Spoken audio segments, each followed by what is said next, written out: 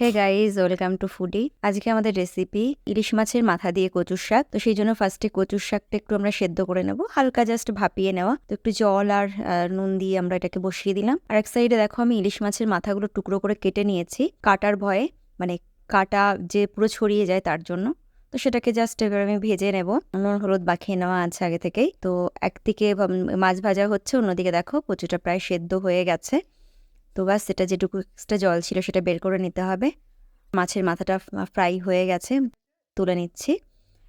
তো ওই তেলেই আর একটু তেল অ্যাড করে গোটা শুকনো লঙ্কা, কালো আর হলুদ মেশানো সর্ষে, গোটা সর্ষে ফোড়ন দিলাম, একটু হলুদ দিয়ে নিলাম, তার উপরে লঙ্কাটা দিলাম, তাহলে লঙ্কাটা বাস্ট হয়ে ছিটকে আসার ভয় থাকে না, সেই জন্য। এবার সেদ্ধ কচুর শাকগুলো দিয়ে দিলাম, সঙ্গে পরিমাণ মতো নুন, হলুদ গুঁড়ো আর জিরের গুঁড়ো দিলাম। ভালো করে মিক্সড করব, মেশাতে হবে সব কিছু ভালো করে। এবার ঢাকা দিয়ে দেবো, বাস 4-5 মিনিট ঢাকা দেওয়ার পরে খুলে নিয়ে এটাকে আরও ভালো করে মেশাতে হবে। এভাবেই ঢাকা দিয়ে দিয়ে কিন্তু রান্নাটা করতে হবে। তো এবার আমরা ভাজা মাছের মাথাটা দিয়ে দিলাম, দিয়ে ভালো করে মেশাচ্ছি।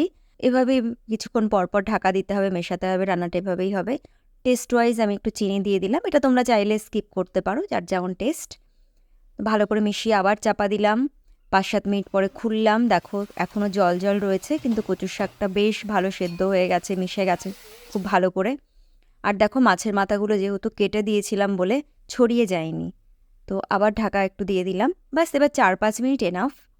তো 4-5 মিনিট পর দেখো ঢাকনাটা যখন খুলেছি, জলটা একদম নেই, একটু সাইডে তেল ছাড়া ছাড়া হয়ে এসছে। তো রান্নাটা প্রায় কমপ্লিট, একদম কড়াতে তেল ছাড়া ছাড়া তেল লাগা লাগা হয়ে গেছে। কমপ্লিট আমাদের কচুর শাক, তুলে নিলাম। কেমন হয়েছে জানিও, আর প্লিজ আমাদের চ্যানেলটাকে সাবস্ক্রাইব করো।